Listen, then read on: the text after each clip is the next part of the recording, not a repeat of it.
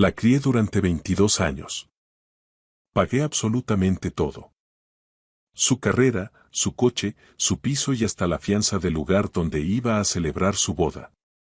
Entonces, me miró a los ojos y me soltó que su boda había sido ayer, solo para gente especial. Una semana después, me llamó gritando porque el alquiler del piso no se había pagado. Le respondí. ¿No te lo he dicho? Me llamo David López. Tengo 53 años y he pasado las últimas 2 décadas siendo el padre de una chica que no compartía mi sangre, pero que era mía en todo lo que importaba. O eso creía yo. Soy dueño de una cadena de lavanderías y centros de limpieza en seco con 4 locales repartidos por toda el área metropolitana de Madrid. Nada del otro mundo, pero un trabajo honrado que me permitió darle una buena vida a mi hija, Lucía. Lo suficiente para criarla, pagarle la universidad y ayudarla a empezar su camino en el mundo. El momento en que todo cambió fue un martes por la mañana. Me pasé por su piso en el barrio de Malasaña para dejarle unas cosas que se había olvidado en mi casa durante su última visita. Eran materiales para la planificación de la boda. Los planos de las mesas, los contratos con los proveedores de catering y muestras de tela. Había estado usando mi mesa del comedor como centro de mando durante meses. Llamé a la puerta. Lucía me abrió con el móvil en la mano, todavía en pijama, aunque eran casi las 11 de la mañana. Detrás de ella, pude ver cajas de mudanza. Me pareció extraño, no me había mencionado nada de mudarse. Hola, papá, dijo, sin llegar a mirarme a los ojos. Gracias por traer esto. Le entregué la caja. De nada, cariño. Oye, esta mañana estaba mirando el calendario y me he dado cuenta de que no me habías dicho la fecha definitiva de la boda. Quiero asegurarme de no cerrar nada para ese fin de semana. Ella miró su teléfono y luego volvió a mirarme. Algo cruzó su rostro. No era culpa exactamente, sino más bien como si yo fuera una molestia. Ah, dijo con un tono demasiado casual, eso fue ayer. Solo para gente especial. Me quedé allí parado, con los brazos aún extendidos en el aire, sujetando el vacío donde antes estaba la caja. Mis músculos se congelaron. Al principio, las palabras no tenían sentido. Mi cerebro intentó reorganizarlas para que dolieran menos. ¿Ayer? Repetí lentamente. Lucía asintió, dándose ya la vuelta hacia el interior de su piso. Sí, algo muy pequeño. Por lo civil y luego una cena. Ya sabes cómo va esto. Pero yo no sabía cómo iba. Ya no sabía nada. Gente especial, dije, probando las palabras en mi boca como si fueran cristales rotos. Ella se encogió de hombros con desdén. Fue sobre todo la familia de Álvaro y mamá. No queríamos montar un espectáculo. Por mamá se refería a Elena, la mujer que la abandonó cuando tenía 6 años. La mujer que se perdió cada cumpleaños, cada festival del colegio y cada tutoría durante 15 años. Esa mamá recibió una invitación. Yo no. Quise gritar. Quise exigir una explicación. Quise preguntarle cómo podía borrarme de su vida de forma tan absoluta.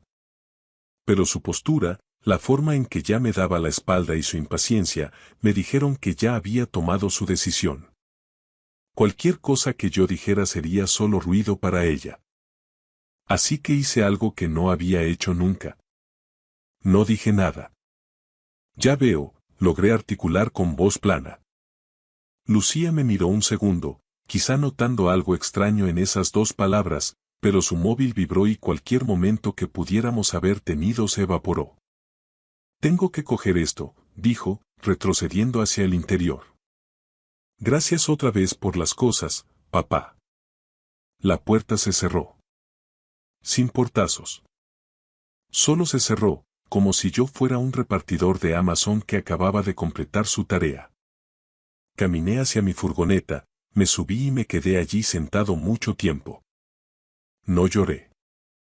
No golpeé el volante. Solo me quedé mirando el salpicadero y sentí como algo fundamental se quebraba dentro de mí. 22 años siendo padre y ni siquiera sabía que mi hija se había casado. Aquella noche, me senté en mi despacho y abrí el portátil. Busqué la carpeta donde guardaba todos los registros financieros de Lucía. Los pagos del alquiler, las tasas de la universidad, el seguro del coche y el depósito del salón de bodas que pagué el mes pasado. 3.000 euros. Por una boda a la que no fui invitado. Me quedé mirando los números durante mucho tiempo. Luego abrí un documento nuevo y lo titulé Plan de cierre de cuentas. Si yo no era lo suficientemente especial para ser testigo de su boda, quizá tampoco lo fuera para seguir financiando su vida. Era hora de descubrir qué significaba realmente ser especial para Lucía, y hora de que ella aprendiera lo que se siente al valerse por sí misma. A la mañana siguiente no llamé a Lucía ni le envié ningún mensaje.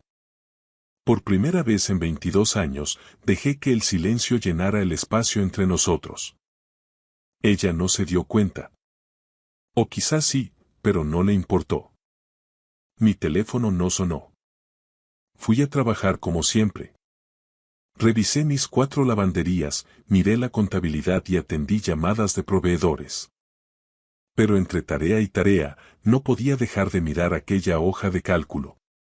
Los números eran abrumadores cuando los veías todos juntos. El alquiler de su piso en el centro. 1.400 euros al mes. Llevaba pagándolo 3 años. La cuota de su coche.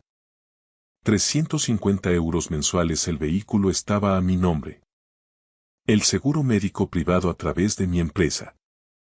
75 euros al mes. Sus préstamos estudiantiles. Liquidé el saldo total el año pasado, 15.000 euros, pensando que la estaba ayudando a empezar su vida sin deudas. Luego estaban las cosas más pequeñas. La factura del móvil, Netflix, la suscripción premium a ese software de diseño que necesitaba para el trabajo, 50 euros al mes, el gimnasio e incluso su suscripción de comida a domicilio. Lo había puesto todo en cargo automático hacía años, cuando me hacía sentir bien apoyarla, cuando pensaba que estaba construyendo un vínculo. Resulta que solo estaba financiando la vida de alguien mientras ella construía su futuro alrededor de personas que importaban más. Mi socio, Carlos, notó que estaba distraído. Estábamos en la oficina del local principal repasando las proyecciones trimestrales. ¿Estás bien, David?, preguntó dejando su café. Llevas 10 minutos mirando esa pantalla. Carlos era un buen hombre. Llevaba 15 años trabajando conmigo. Conocía a Lucía y la había visto crecer. Lucía se ha casado, dije sin emoción. Su cara se iluminó. Hombre, enhorabuena.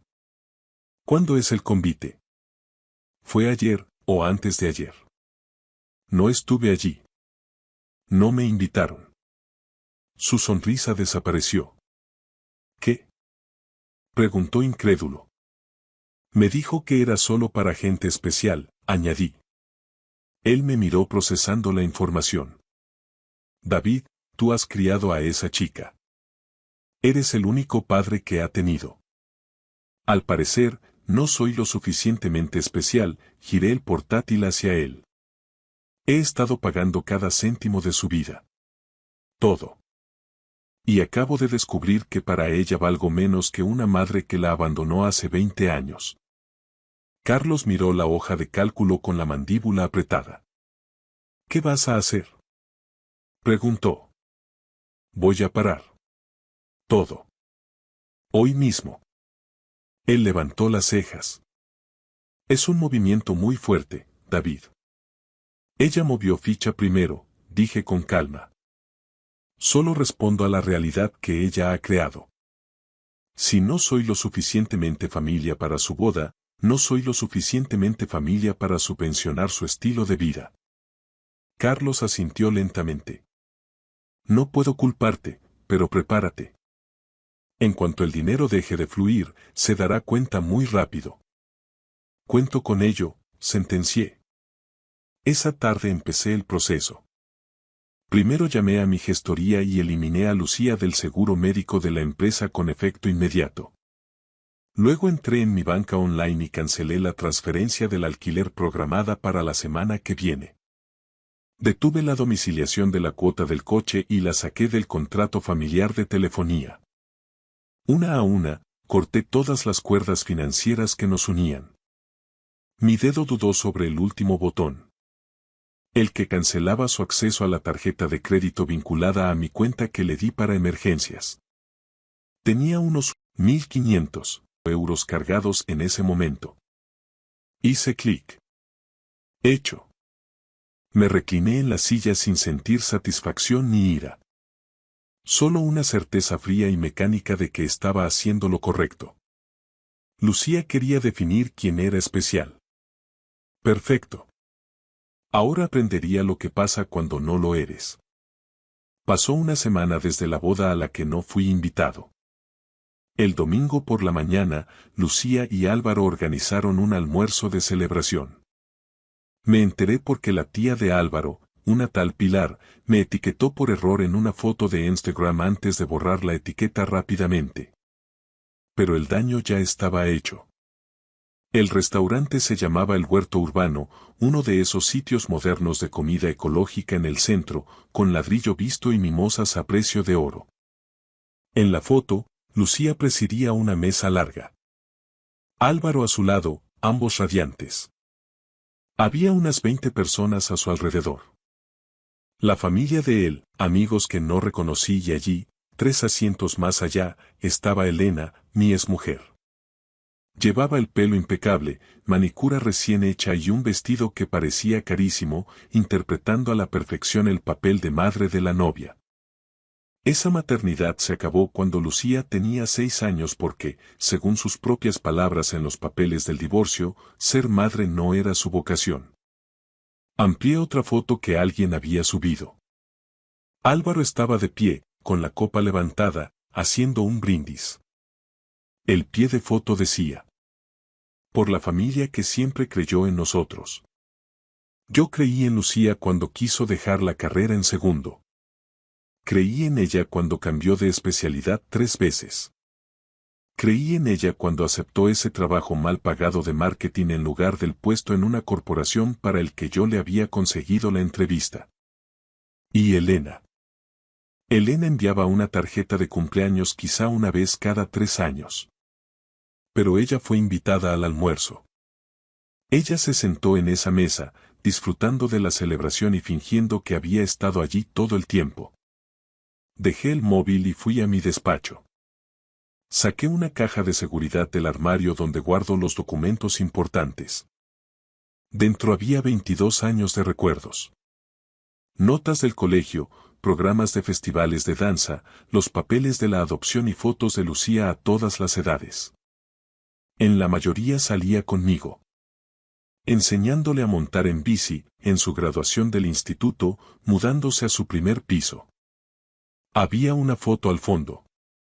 Lucía con 8 años, con su sonrisa mellada, sosteniendo una tarjeta de cartulina que ella misma había hecho.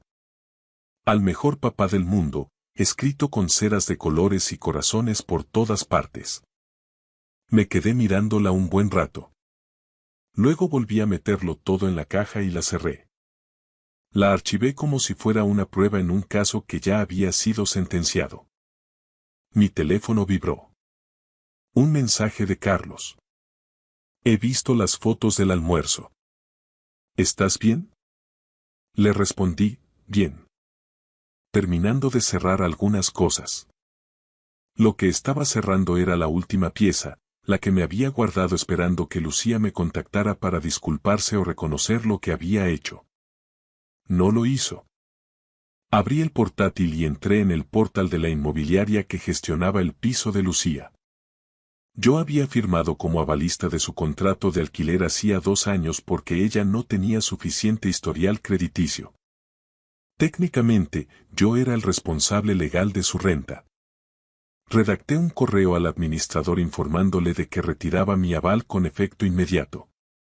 Trámite legal hecho. Ahora tendrían que pedirle a Álvaro que avalara o Lucía tendría que buscar otro sitio. Después, abrí los archivos de los locales comerciales que alquilo para mis lavanderías.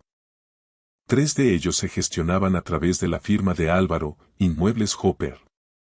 El propio Álvaro se había encargado de 2 de esas transacciones.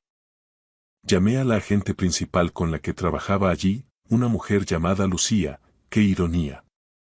David, qué alegría oírte. ¿En qué puedo ayudarte?, dijo ella.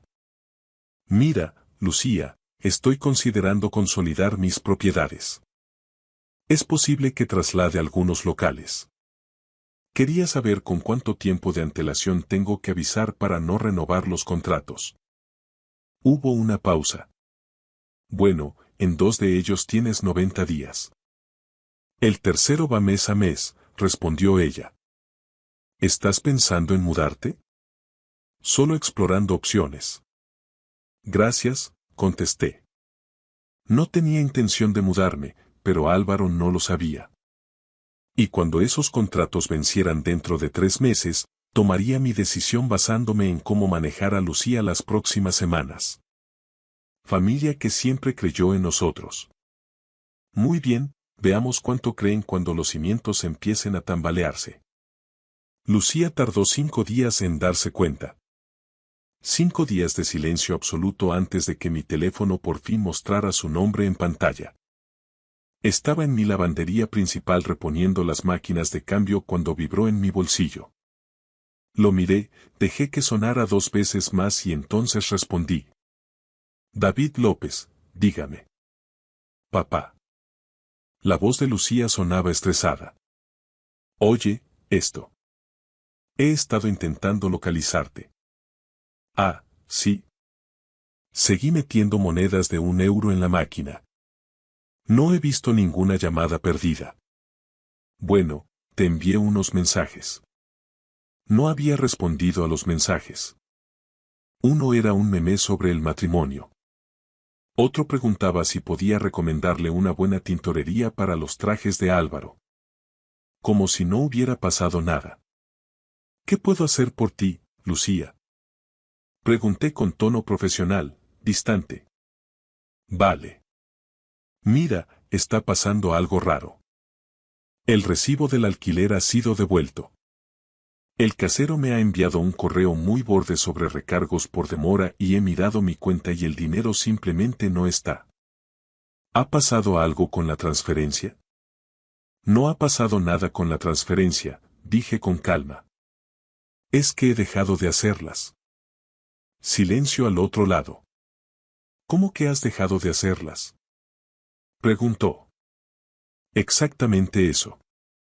Ya no voy a pagar tu alquiler. ¿Pero por qué? Papá, no entiendo nada. ¿He hecho algo? La pregunta era tan absurda que casi me río. ¿Qué si había hecho algo? Como si excluirme de su boda fuera un simple despiste. Lucía, dije manteniendo la voz firme, te casaste hace semana y media. No me lo dijiste. No me invitaste.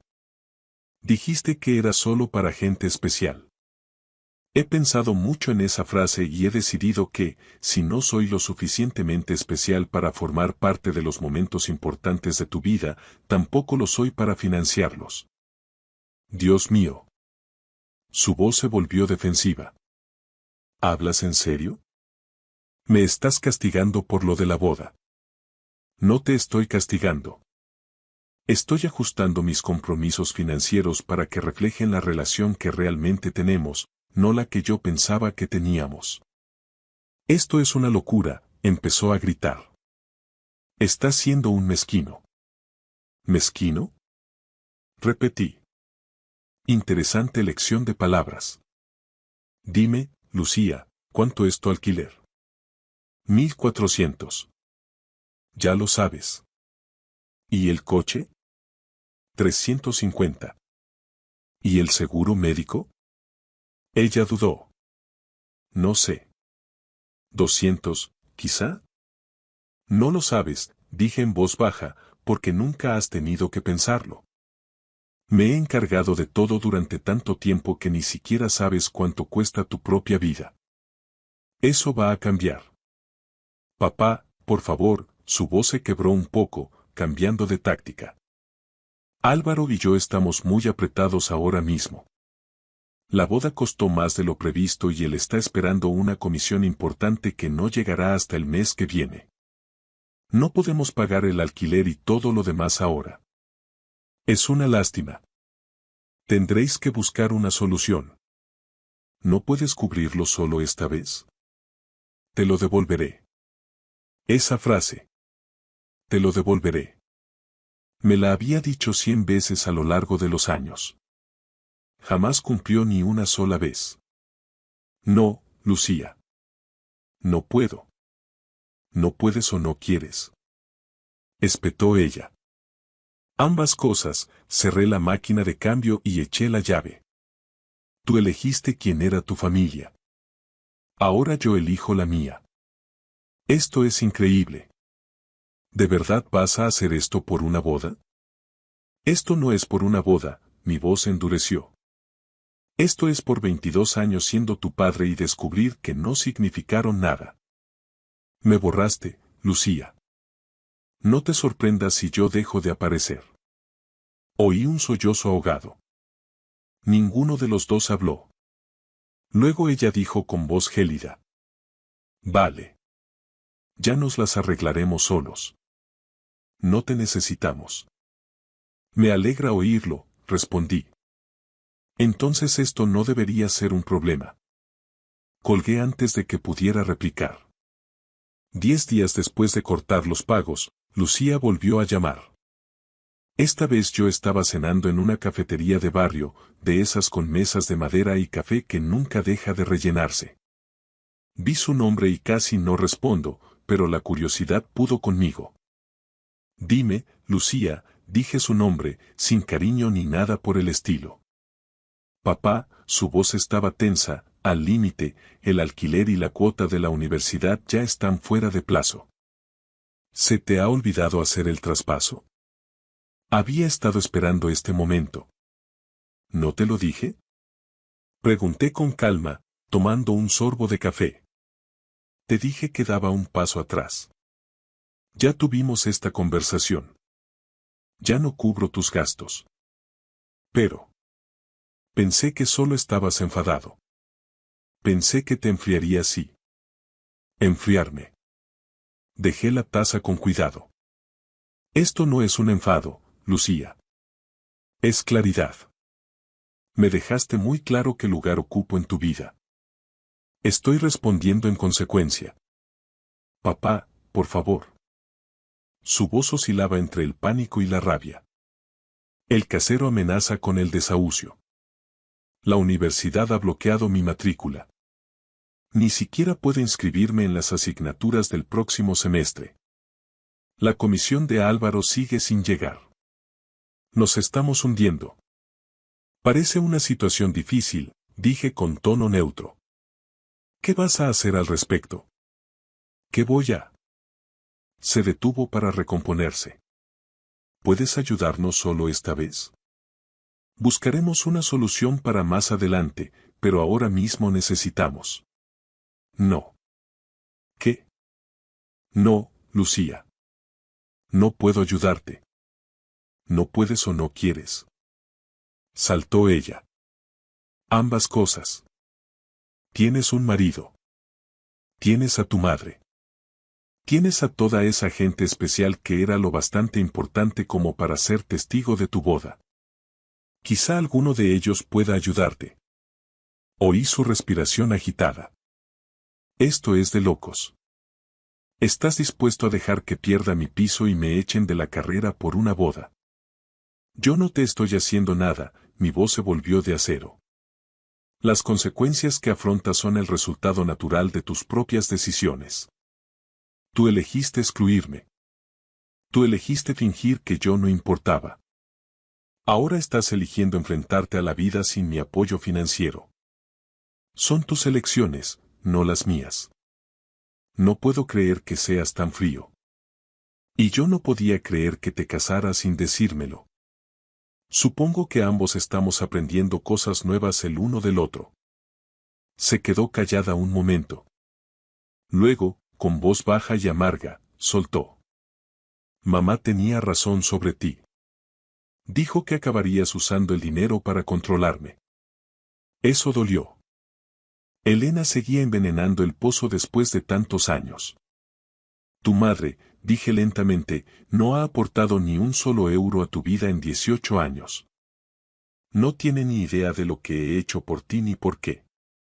Y si crees su versión de los hechos por encima de 2 décadas en las que yo he estado ahí, entonces no tenemos nada más de qué hablar. Vale, dijo Lucía con la voz rota.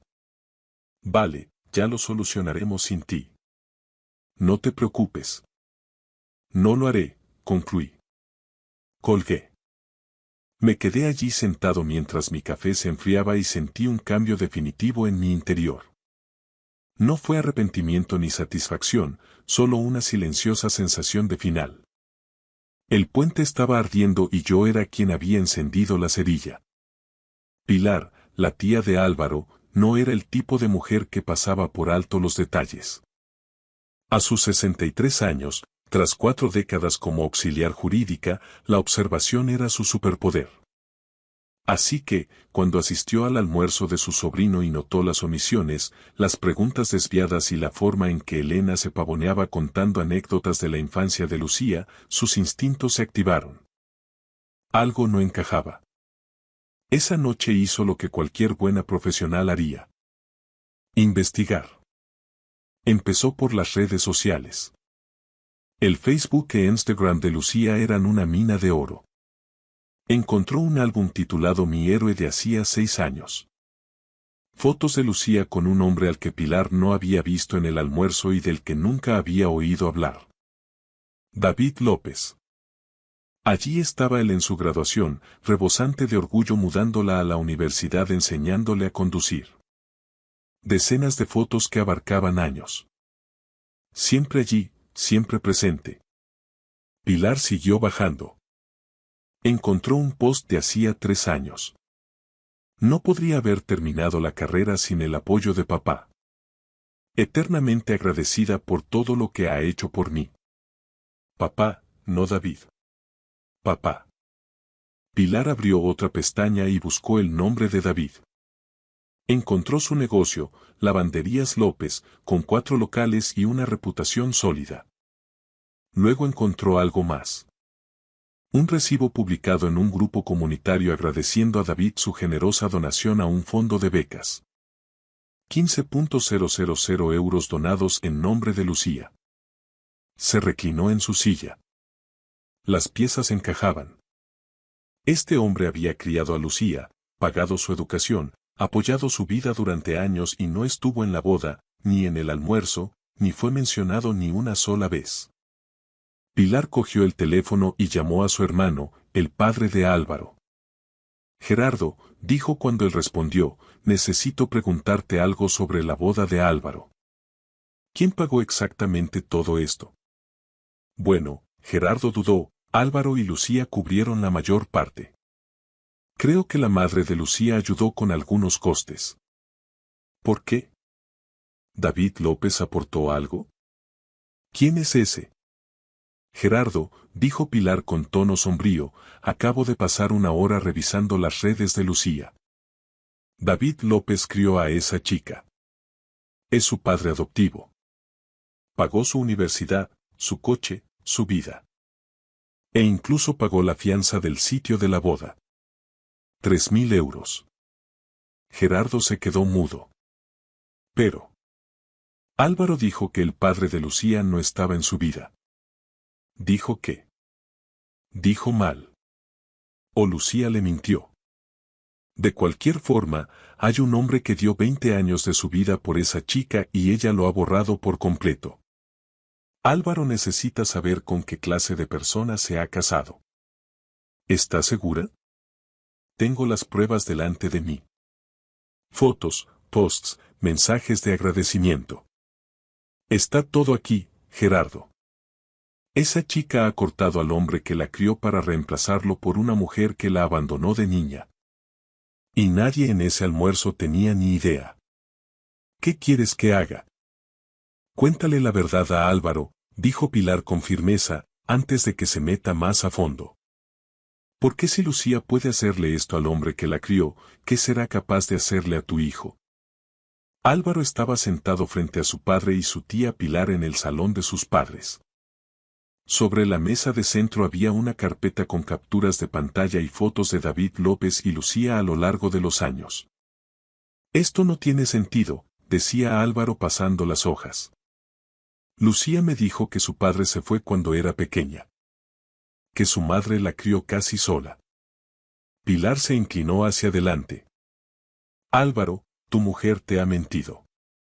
David López adoptó a Lucía cuando tenía 2 años. La crió y lo pagó todo. Su educación, su coche, su piso. Incluso pagó los 3.000 euros del depósito para vuestra boda. Álvaro palideció. ¿El depósito del salón? Pero Lucía dijo que eso lo cubrió su madre. Elena no ha aportado un céntimo a la vida de Lucía en casi 20 años, dijo Pilar mostrándole otra captura. Mira esto. Un post de Lucía de hace 3 años agradeciendo a David que pagara sus préstamos de estudiante. 15.000 euros. Álvaro, a ese hombre es a quien habéis excluido de vuestra boda. Álvaro se levantó bruscamente y empezó a caminar de un lado a otro. Ella dijo que sería algo íntimo. Solo familia inmediata. Y que David no era familia inmediata. La voz de Pilar fue afilada.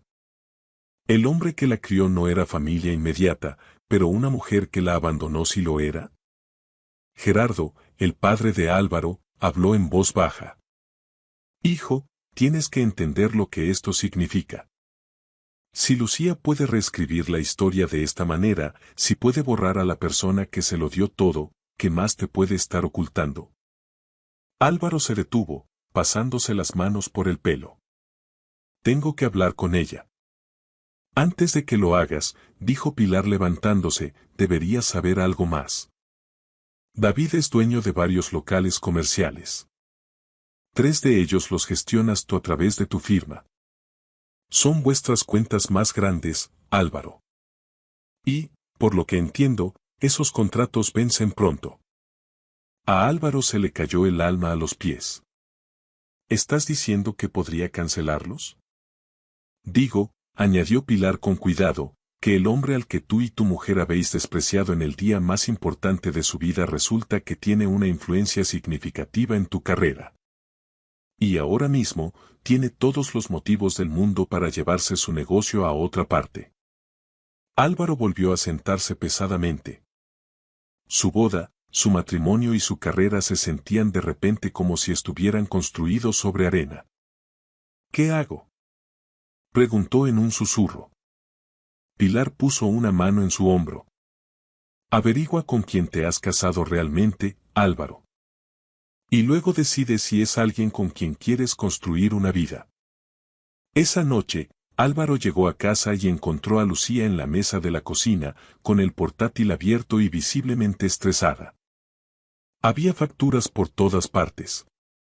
Avisos de alquiler, extractos bancarios, deudas de tarjetas. Tenemos que hablar, dijo Álvaro con voz plana. Lucía levantó la vista. Ahora no, Álvaro. Estoy intentando ver cómo vamos a pagar el alquiler. Mi padre todavía no ha hecho la transferencia. No le llames así, interrumpió Álvaro. Lucía parpadeó. ¿Qué? A David. No le llames papá después de lo que le has hecho.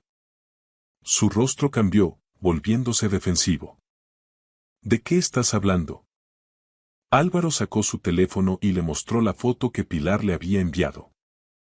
Lucía de adolescente con David en su graduación. ¿Quién es este, Lucía? Ella miró la foto y desvió la vista. Es David. Ya te hablé de él. No, no lo hiciste. Me dijiste que tu padre no estaba en tu vida. Me dijiste que tu madre te crió. Pero David López te adoptó cuando tenías 2 años. Pagó tu carrera, tu coche, tu piso. Pagó 3.000 euros por el sitio de nuestra boda, una boda a la que no fue invitado. Lucía se levantó, haciendo que la silla chirriara contra el suelo. ¿Quién te ha contado todo eso? ¿Qué importa? Es verdad, ¿no? Ella se cruzó de brazos. Es complicado. No lo es, Álvaro levantó la voz. Me mentiste. Me dijiste que eras independiente, que te habías pagado tú los estudios. Pero todo el tiempo había un hombre financiándolo todo y lo borraste de tu historia, de nuestra boda. No lo borré. Simplemente. Nos distanciamos. Lucía, hay fotos tuyas de hace 2 años llamándolo el mejor padre del mundo. Eso no es distanciarse. Eso es deliberado. Ella se dio la vuelta, mirando por la ventana de la cocina. No lo entiendes. Mi madre de verdad, quería estar en mi boda. Era importante para ella. Y David. Siempre era tan controlador con el dinero, siempre haciéndome sentir que le debía algo. ¿Controlador? La risa de Álvaro fue amarga. Lucía, lo pagaba todo y, al parecer, nunca pidió nada a cambio.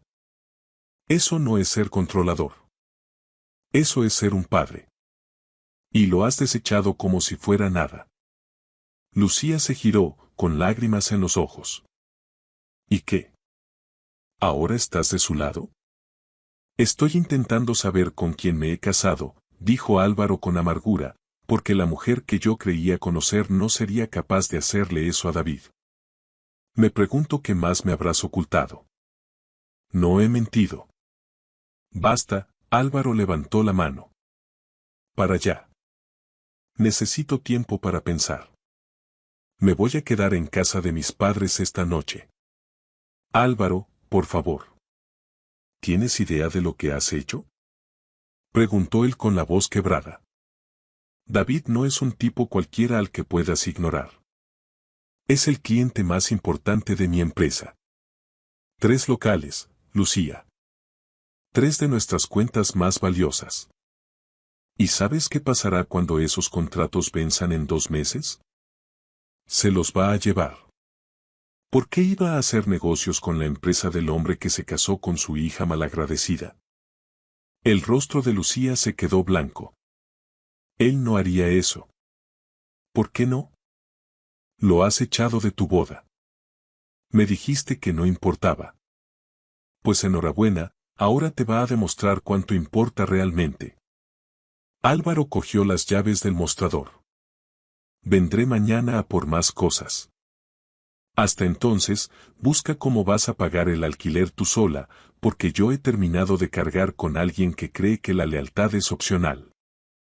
La puerta se cerró tras él y Lucía se quedó sola en la cocina, rodeada de facturas impagadas y los restos de la vida que creía estar construyendo.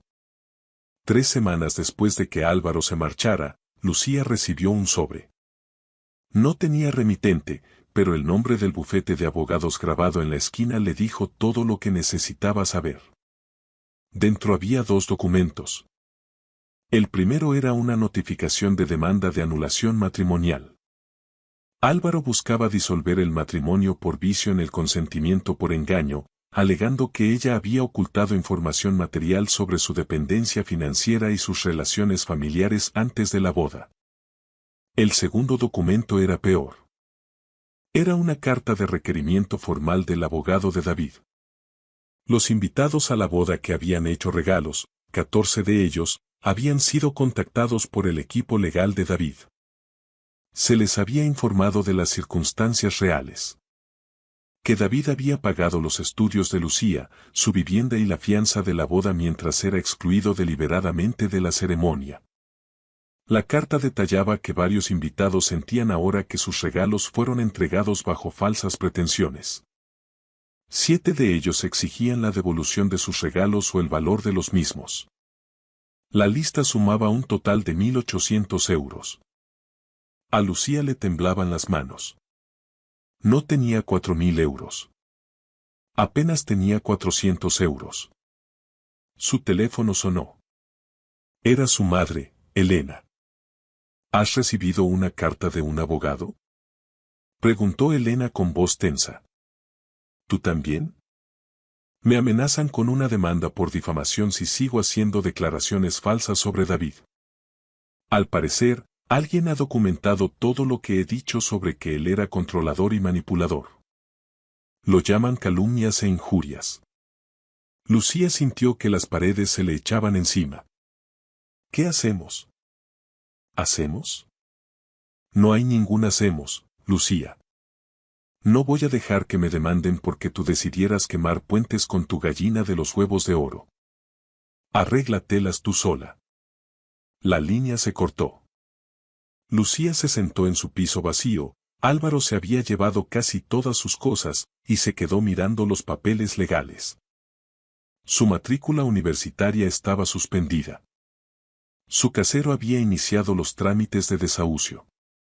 Sus tarjetas de crédito estaban al límite y ahora sus propios invitados querían que les devolviera el dinero. Abrió el portátil y buscó el nombre de David en Facebook. Su perfil ahora era privado, pero la página de su negocio seguía siendo pública. Allí, publicada justo ayer, había una foto de él con una mujer joven con toga y birrete. El pie de foto decía: orgulloso de apoyar a otra estudiante brillante a través del Fondo de Becas López. Felicidades, Sara, por tu título de enfermería. Los comentarios estaban llenos de elogios. La gente agradecía a David su generosidad por apoyar a estudiantes que valoraban el esfuerzo y la familia.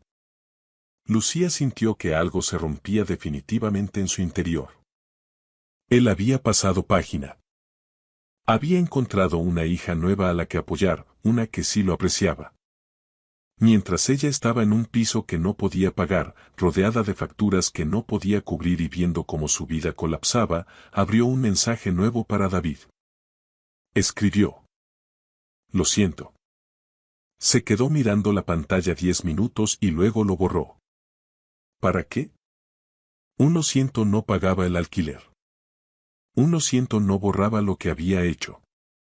Cerró el portátil y se quedó en silencio, comprendiendo por fin todo lo que había perdido. Me encontraba en el aparcamiento de mi nueva lavandería, viendo cómo los operarios terminaban de colocar el cartel exterior. Esta estaba en la otra punta de la ciudad, lejos de la zona de influencia de la inmobiliaria de Álvaro. Había trasladado todo mi negocio a una gestoría diferente hacía 4 meses. No había vuelto a saber nada de Álvaro desde entonces. Carlos se acercó a mí con un café en la mano. El nuevo sitio tiene buena pinta, David. Gracias. Deberíamos abrir el mes que viene. ¿Has sabido algo de Lucía? Preguntó con cuidado. Negué con la cabeza. Nada en meses. Lo último que me llegó por ahí es que se ha vuelto a vivir con Elena y que trabaja en una tienda de ropa. ¿Y Álvaro? La anulación salió adelante. Se volvió a casar el mes pasado con alguien de su parroquia. Pilar me envió una foto. Se le ve feliz. Carlos asintió. Mejor para él. Se merecía algo más que lo que Lucía le hizo pasar. Mi móvil vibró. Un mensaje de Sara, la estudiante de enfermería a la que estaba ayudando con la beca, Sr. López, acabo de cobrar mi primera nómina. Le invito a comer para celebrarlo. No acepto un no por respuesta. Sonreí. Sara me recordaba a lo que yo pensaba que era Lucía. Agradecida, trabajadora, auténtica. En los últimos 8 meses he llegado a conocerla a ella y a otros becarios. Ninguno era un reemplazo para Lucía, pero me daban algo que me faltaba.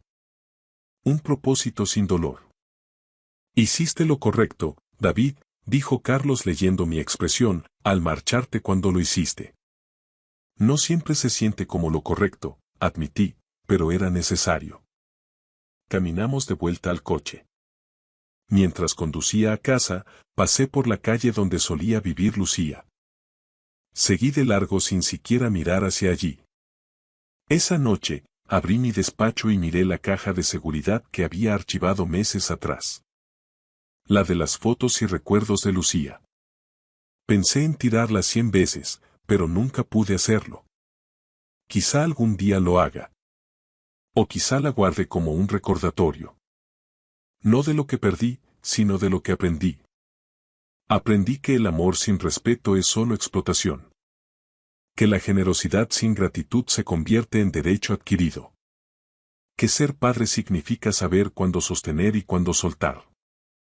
Cerré la caja y volví a guardarla en el armario. Luego abrí mi correo y confirmé mi asistencia a la cena del fondo de becas del próximo mes. 20 estudiantes este año. 20 chicos que entendían el valor de lo que recibían. La vida seguía adelante. Y yo con ella. Gracias por escuchar mi historia hasta el final.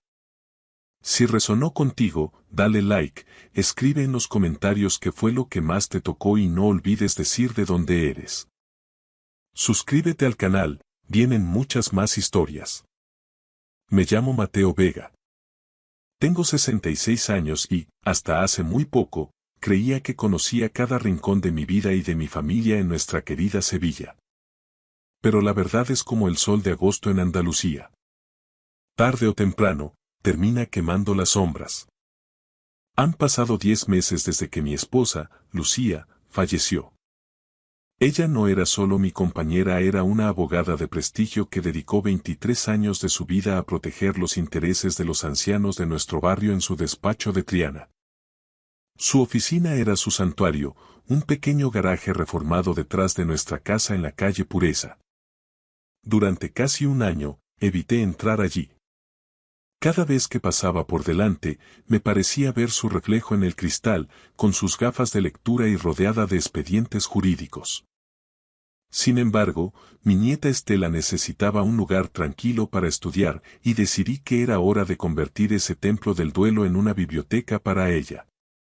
Llamé a Javier, un contratista de confianza que ya nos había hecho reformas antes. Solo hay que desmontar las estanterías, actualizar el cableado y mejorar la iluminación, le dije mientras le entregaba la llave aquel martes de finales de septiembre.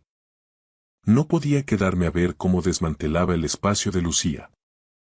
Sus libros de derecho, sus diplomas de la Universidad de Sevilla, incluso la taza de café que nunca terminaba de lavar. 3 horas después, mi móvil sonó. Era Javier. Su voz sonaba tensa. Sr. Vega, tiene que venir a ver esto. Pero no venga solo. Traiga a sus hijos. Mi corazón dio un vuelco. Cuando llegué, Javier estaba junto a la estantería del muro este, esa que Lucía encargó a medida en 2001. La había desplazado hacia adelante. Se movía con demasiada facilidad, me explicó. Detrás, oculta en el muro, había una pequeña caja fuerte digital de acero cepillado. Me quedé solo en el despacho. El aire todavía olía ligeramente a su perfume. Lucía nunca mencionó una caja fuerte, pero después de 44 años de matrimonio, conocía sus patrones. Probé con nuestras fechas especiales. El código de nuestro aniversario de bodas hizo clic. 15-06-81. Al abrirla, encontré un lápiz de memoria USB, un sobre de color manila sellado y una pila de documentos con nombres subrayados de personas que conocía de la ciudad. El sobre tenía mi nombre escrito con su letra precisa. Para Mateo. Leer a solas primero. Mis manos temblaban tanto que tuve que apoyarme en su escritorio para abrirlo. Dentro había una carta de 3 páginas. La primera línea me robó el aliento. Mi querido Mateo, si estás leyendo esto, es que ya no estoy. Y has encontrado lo que he estado ocultando durante 3 años. 3 años. Ella cargó con este secreto mientras el cáncer consumía su vida. Le pedí a Javier que se marchara.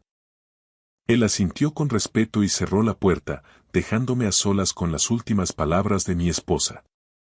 La luz del atardecer se filtraba por las persianas, proyectando sombras alargadas sobre la mesa donde Lucía pasó tantas noches revisando casos. Diego no es quien pensamos que es, decía la carta. Mi pecho se apretó. Diego, nuestro hijo mayor, el exitoso, el que trabajaba en la zona financiera de Madrid, de quien me había sentido orgulloso durante 44 años. Hace 3 años, la SRA. Dolores Ibáñez vino a mi despacho. Perdió todos sus ahorros de jubilación, 380.000 euros. El asesor de inversiones que se lo llevó fue nuestro hijo. Mis ojos se nublaron, pero seguí leyendo. Lucía había investigado.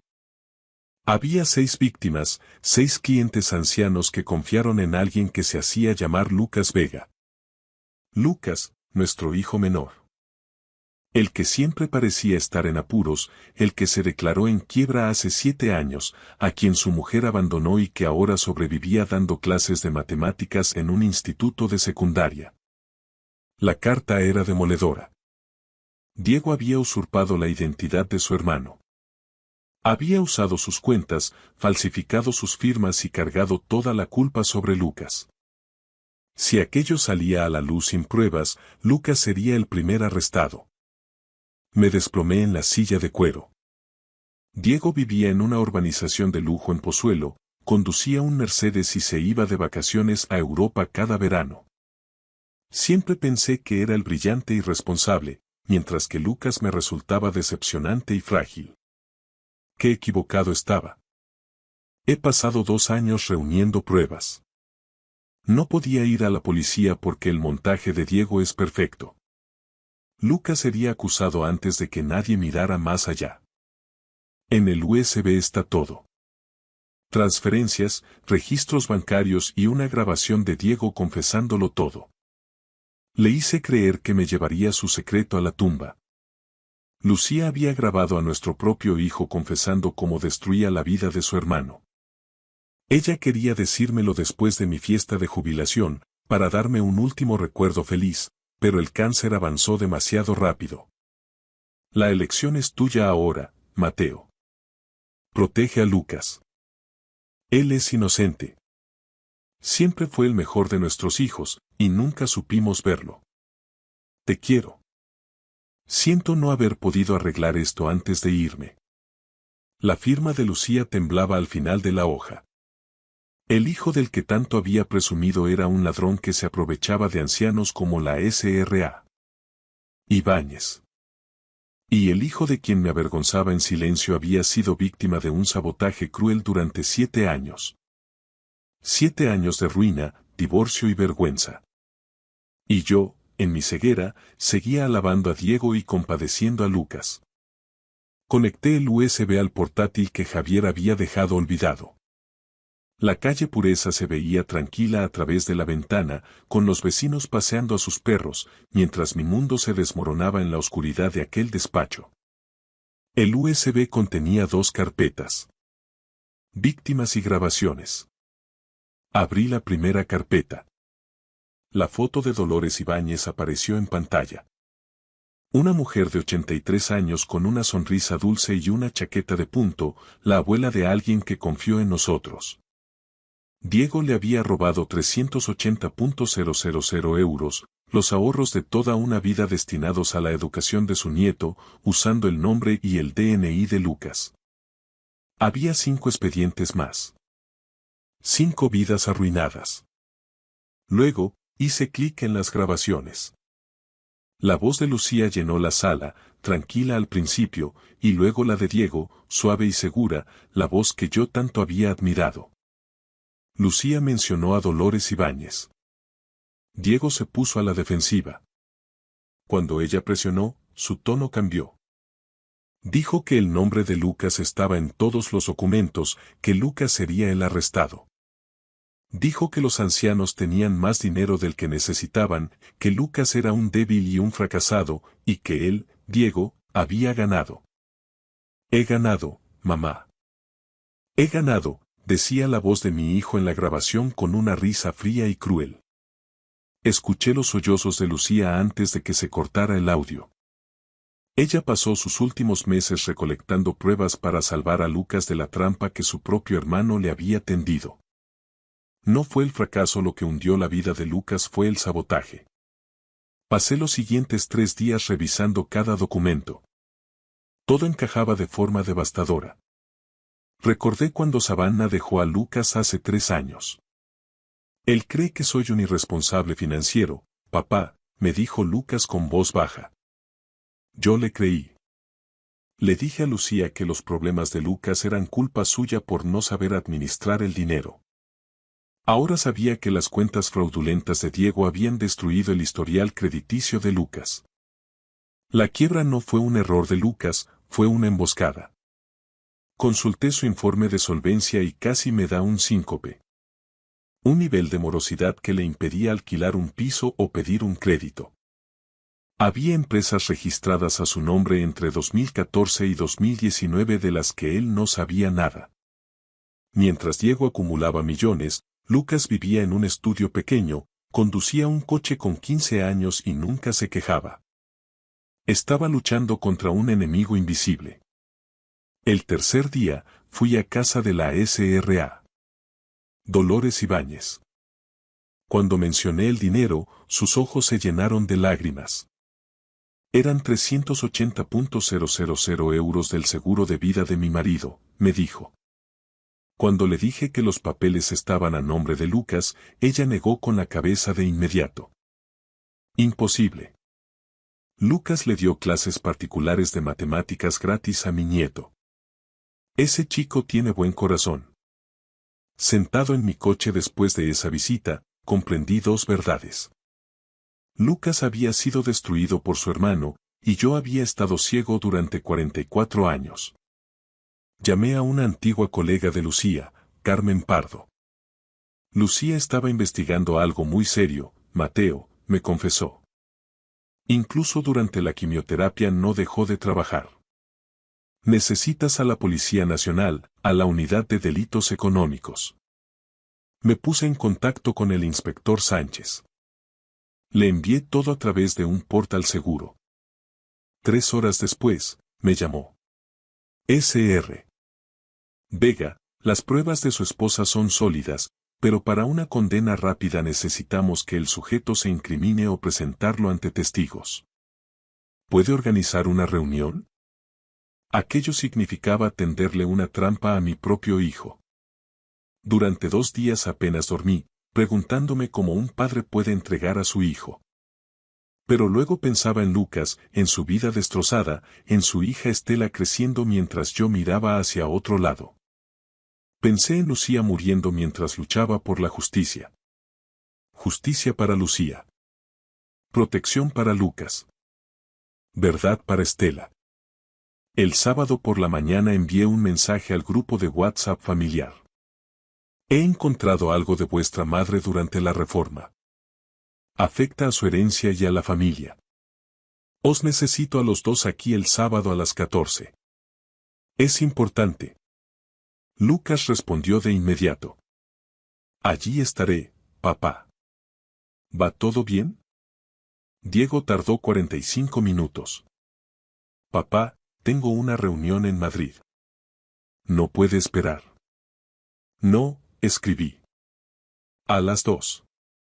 Sobre vuestra madre. No faltes. Llegó el sábado, gris y frío. Me vestí con la camisa azul que Lucía siempre decía que resaltaba mis ojos. Me puse su anillo de bodas en una cadena alrededor del cuello, sentía que la traía conmigo. A las 13:45 oí un coche. Lucas llegó primero con Estela. Minutos después, Diego aparcó su Mercedes de alta gama, un coche que valía lo que Lucas ganaba en 2 años de profesor. Entraron en el despacho de Lucía. Lucas se sentó en el sofá con Estela, protegiéndola. Diego se repantingó en el sillón como si fuera el dueño del lugar. Me puse tras el escritorio de Lucía, con el portátil abierto. Gracias por venir, dije con calma. Antes de morir, vuestra madre me dejó una carta. Algo que descubrió y que investigó durante 2 años mientras el cáncer la mataba. Lucas me miró confundido. Hablo de fraude, de robo y de usurpación de identidad, dije levantando la carta. Vuestra madre descubrió que 6 clientes perdieron 1,8 millones de euros a través de cuentas abiertas a nombre de Lucas. La habitación se quedó en silencio. ¿Qué? Eso es imposible, susurró Lucas. Sé que tú no fuiste, dije mirando a Diego. Pero alguien usó tu nombre, tu DNI y falsificó tus firmas para que tú cargaras con la culpa. Diego se levantó de golpe. Papá, mamá estaba muy medicada al final. No pensaba con claridad. Siéntate, dije con una autoridad que me sorprendió. Vuestra madre tuvo la lucidez suficiente para grabar conversaciones. Giré el portátil y pulsé play. La voz de Lucía llenó la sala. Diego, tenemos que hablar. Dolores Ibáñez perdió 380.000 euros. La respuesta de Diego en la grabación fue cínica. Mala suerte. Volatilidad del mercado. Y luego. El nombre de Lucas está en todo. Él irá a la cárcel, no yo. Estela empezó a llorar en silencio. Lucas estaba petrificado. Mi quiebra. Susurró Lucas. Mi divorcio. Fuiste tú. Savannah me dejó porque creía que yo era un desastre. No pude pedir un préstamo cuando Estela necesitó aquella operación de urgencia. Pensé que era culpa mía. Y fuiste tú, dijo Lucas con la voz rota, mirando a su hermano. Destruiste mi vida y dejaste que yo creyera que me lo merecía. Diego se puso en pie con una sonrisa burlona. ¿Y qué vas a hacer, papá? ¿Vas a entregar a tu propio hijo? Miró con suficiencia, convencido de que yo elegiría la sangre antes que la justicia. Se equivocaba. Nunca conoció realmente a su madre, ni a mí. Sí, dije en voz baja. Lo haré. La sonrisa de Diego desapareció. He ganado yo. Gritó perdiendo los papeles. Esos viejos tenían más dinero del que necesitaban. Yo he construido una carrera millonaria mientras tú das clase por 2.000 euros al mes. Abrí la puerta del despacho. El inspector Sánchez entró seguido de 2 agentes. Diego Vega, dijo el inspector, queda usted arrestado por fraude bancario, usurpación de identidad y estafa a personas mayores. Diego se puso pálido.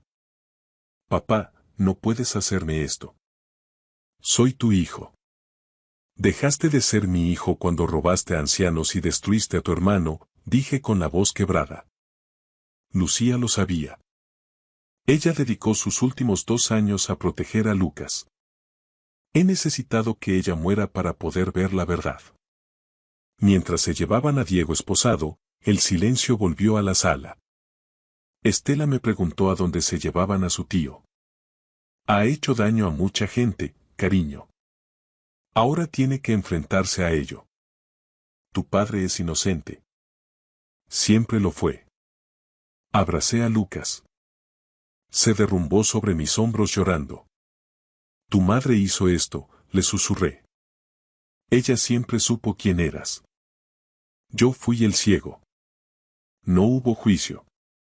3 semanas después del arresto de Diego, su abogado se puso en contacto con el inspector Sánchez para negociar un acuerdo.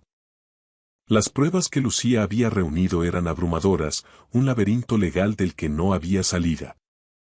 A cambio de una cooperación total, revelando cada empresa pantalla y cada activo oculto, Diego aceptó una condena de 22 años de prisión, en lugar de los más de 50 a los que se enfrentaba si íbamos a juicio. Asistí a la lectura de la sentencia solo. Lucas se ofreció a acompañarme, pero le dije que no. Era algo que necesitaba presenciar por mi cuenta, un cierre necesario para esta historia de traición. La jueza Carolina Reynoso, una veterana de la Audiencia Nacional con el cabello gris acero y una mirada forjada por décadas en el estrado, revisó el acuerdo y se dirigió directamente a mi hijo. Sr. Vega, dijo con una voz que resonó en toda la sala, usted no se limitó a robar dinero. Usted destruyó sistemáticamente la vida de su propio hermano. Usó su nombre, su identidad y su reputación como escudo. Si esto no se hubiera descubierto, él habría sido el arrestado. Usted construyó su éxito sobre la ruina de su propia sangre. Diego permanecía en silencio, con su traje a medida reemplazado por el uniforme naranja de la prisión. Esto es una traición profunda, continuó la jueza. Explotó a víctimas vulnerables y tendió una trampa a su hermano. La ley permite la misericordia, pero los hechos no. Lo sentenció a 22 años de cárcel, seguidos de 5 años de libertad vigilada, y ordenó la restitución total de los 1,8 millones de euros. Debido a la gravedad de los delitos y la falta de beneficios penitenciarios iniciales, cumpliría al menos 19 años de forma efectiva. Tenía 44 años, saldría con 63, si es que llegaba a ver ese día. Se lo llevaron sin que me mirara ni una sola vez. 2 meses después, la restitución se completó. El chalet de Diego en Pozuelo se vendió por 1,2 millones de euros. Su Mercedes, su embarcación en el puerto de Santa María y sus cuentas de inversión fueron embargados y liquidados. El Estado recuperó 1,4 millones. Yo añadí 200.000 euros del seguro de vida de Lucía, era exactamente lo que ella habría querido. Emitimos cheques para las 6 víctimas. No fue un reembolso total, pero recibieron un promedio del 88% de lo que habían perdido. Para personas que creían que sus ahorros habían desaparecido para siempre, fue un milagro. Cuando se lo comuniqué a la SRA, Ibáñez rompió a llorar. Gracias a Lucía y a usted, me dijo, mi nieto podrá ir a la universidad. La redención de Lucas llegó lenta pero firme. El periódico local publicó la noticia, limpiando su nombre por completo. El consejo escolar del instituto le otorgó un reconocimiento a la integridad.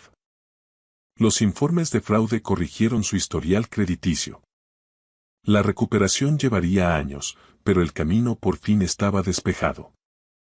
El apoyo de la comunidad lo abrumó. Los padres de sus antiguos alumnos recaudaron 40.000 euros para ayudarlo a reconstruir su vida. 3 meses después de la sentencia, vendí la casa de la calle Pureza. Tenía demasiados recuerdos. Lucía muriendo en la planta de arriba, el descubrimiento de la verdad en su oficina, Diego saliendo esposado. No podía quedarme. Compré una casa más modesta a 10 minutos del piso de Lucas. Poco después, Lucas y Estela se mudaron conmigo. Su crédito aún estaba dañado, pero ambos sabíamos la verdad.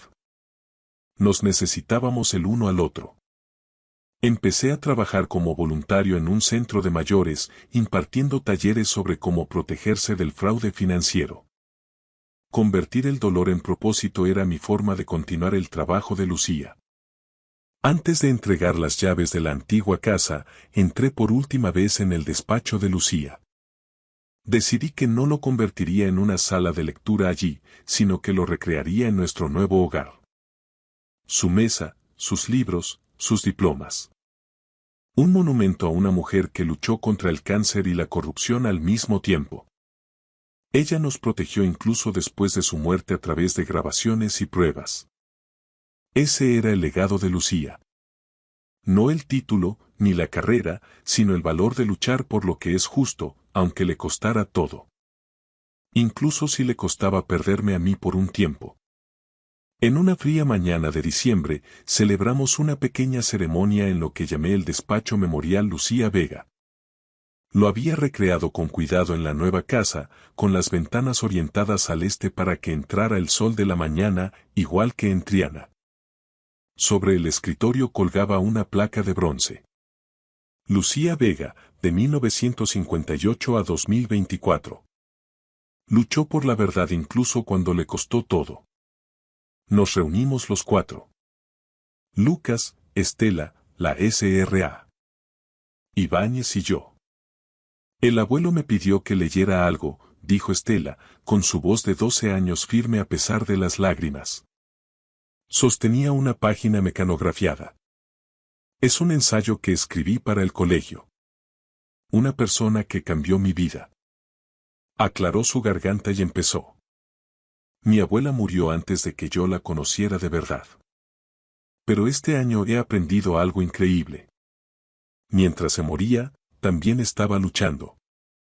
No solo contra el cáncer, sino contra el crimen. Mi tío hizo algo muy malo. Robó a ancianos y prefirió que culparan a mi padre. Durante 10 años, la vida de mi padre fue una mentira. Pero mi abuela lo sabía. Ella fue como un ángel de la guarda que salvó a mi papá incluso después de haberse ido. Ese es el tipo de persona que quiero ser. Alguien que lucha por lo correcto, aunque sea difícil. La S.R.A. Ibáñez se secó los ojos. Lucas abrazó a su hija con fuerza.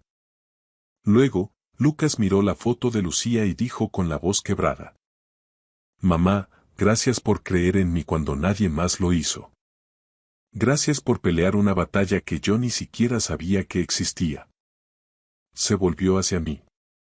Papá, gracias por terminar lo que mamá empezó. Gracias por elegir la verdad. Gracias por elegirme a mí. No pude hablar. Solo estreché a mi hijo en un abrazo que llevaba 41 años de retraso. A veces me preguntan de dónde saqué las fuerzas para entregar a mi propio hijo. La verdad es que yo no lo hice, lo hizo Lucía. Ella ganó la batalla contra la corrupción y esa victoria nos sobrevivirá a todos. Diego cumple su condena en la prisión de Huelva. No lo visitamos. Hay traiciones que son demasiado profundas. Lucía me enseñó que el amor a veces significa proteger al inocente, incluso cuando el coste es altísimo. Ella no solo dejó pruebas, dejó la verdad. Y la verdad nos devolvió nuestra familia, una construida sobre la honestidad, no sobre la lealtad ciega.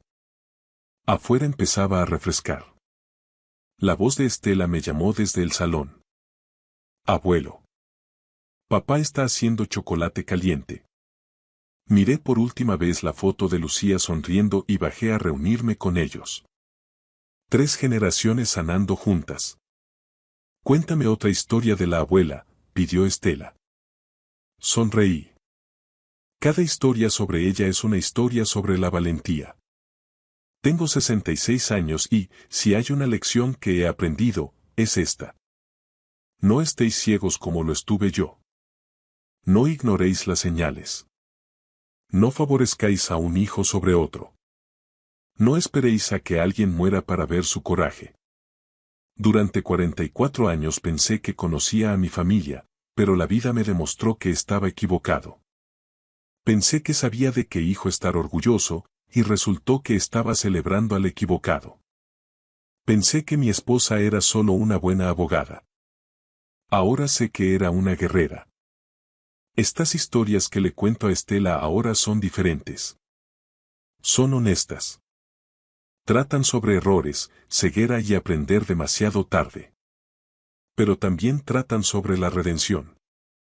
Esta historia me enseñó que, a veces, amar significa elegir la justicia por encima de la comodidad. Que la verdadera familia se construye sobre la verdad. Y que las personas que subestimamos, como mi hijo Lucas, como mi esposa enferma, suelen ser las que guardan más fuerza en su interior. A veces, las verdades más duras son las únicas que nos hacen libres. Que Dios os bendiga a todos. Gracias por escuchar mi historia hasta el final. Si resonó contigo, dale like, escribe en los comentarios qué fue lo que más te tocó y no olvides decir de dónde eres. Suscríbete al canal, vienen muchas más historias.